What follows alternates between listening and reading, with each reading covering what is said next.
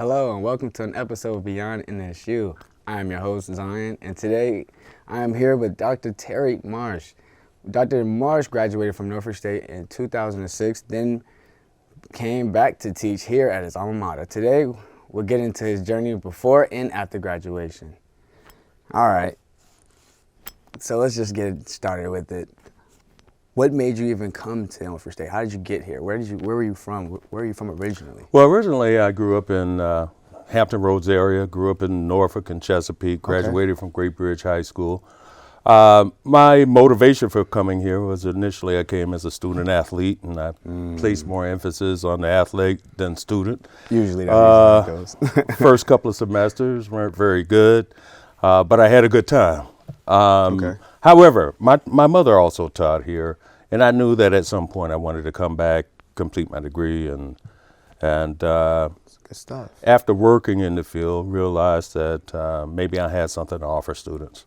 Okay, so now that we've gotten here, what was your journey like here when you were here? Beautiful journey. Quite frankly, some of the same professors who are still here, a few of the same professors who are still here, were here when I came initially, and they were here when I came back. So it was good to see people like Dr. Ticton. However, I think when I came back, I was much more focused, and it was about doing what I needed to do to get out of here. And during that journey, I think that some people noticed that I maybe had some gifts, some talents, some areas. I left initially, went into the military. I served as in a public affairs detachment. I was a combat photographer, videographer. Where in what field? Where in the military did you go into specifically? I went into the United States Army and wow. served in all over actually South America, Central America, Middle East. Thank you always for your service. Oh, thank you. Always.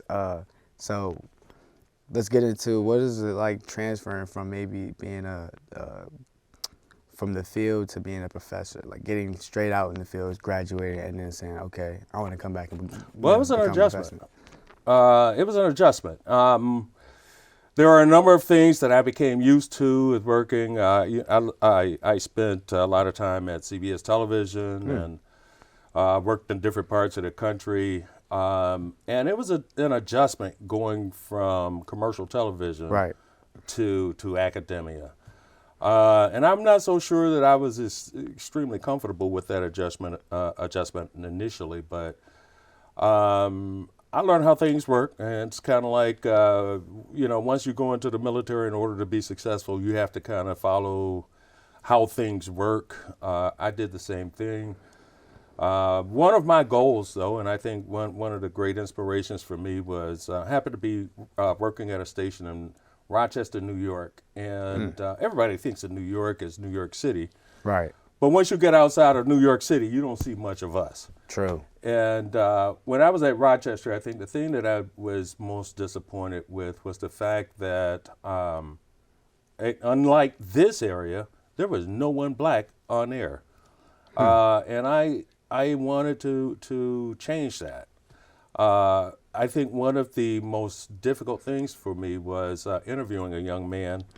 And when he came in to interview, I wanted to hire him. Spoke well, he carried himself well.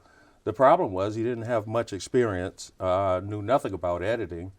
And so I couldn't hire him. And I just wanted to, that was my focus. When I came back here, I think I just transferred all of what was lacking in that young man and pouring that into students here.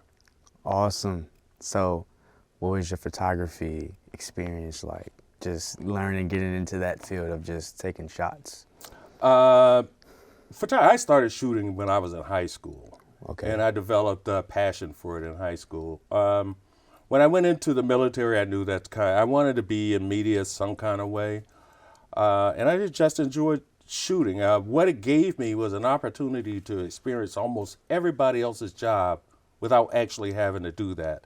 I went to jump school as a photographer, and I was documenting jump school, some aspects of jump school, but I ended up getting my wings. I ended up being able to jump, but I wasn't assigned to a jump squad or a jump detachment. How did you get into a jump school? How did that all go Because about? if you're a journalist, you're doing stories. True. And in order to best tell a story, you have to embed yourself within that story.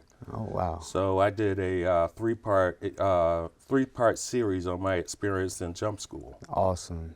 And that was probably my first big story. That was in Army Times. But I was a combat photographer, so I've been embedded in insurgencies and things like that. And What's some of the best of, or just a good memory of your just time being in the Army shooting?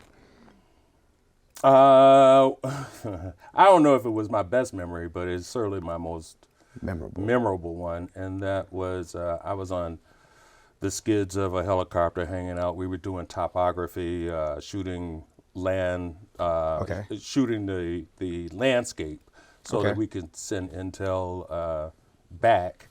And out of nowhere, bullets started flying while I was on that skid. Oh, wow. It was exciting, but I didn't want to be no casualty up there hanging out of a helicopter. So you were getting shot at while you were trying to at least see what the land was looking like. That was probably one of my most memorable. Okay, now what is some of your most memorable or best moments here shooting in this shoot? Oh, I've shot tons of stuff here. Football games, everything, football, basketball.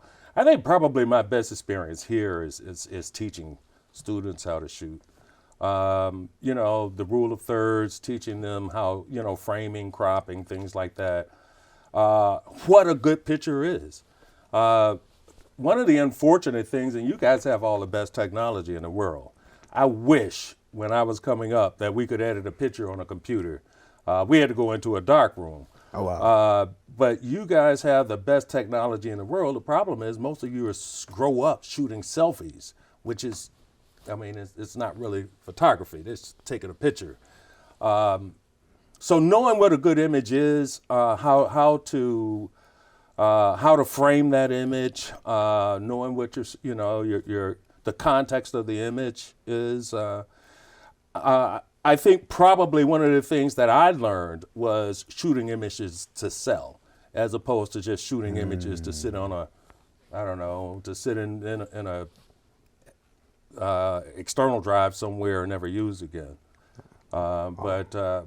Landscape images are some of my favorite to shoot. Okay. But I've also done a lot of portraits. I've done everything from shooting weddings, which I don't like doing, but I've done that. But I've done everything from shooting weddings. I've shot graduation pictures here on campus. I've shot pretty much everything. For years, I had a contract with the city of Virginia Beach. I was shooting for beach events down in Virginia Beach. So maybe you've been at something in the water? We had photographers at something in the water. That's awesome. Actually, we had several photographers at something in the water. I've been involved in tons of events since I've been here. Man, that's awesome. I don't know what's more riveting to hear about, the shooting that when you're trying to get pictures for the landscape. I wouldn't advise that. I don't know what's so more riveting, or coming back and teaching, people important that, knowledge and, what you have to offer. Well, hopefully I have something to share, but most importantly, I love sharing it.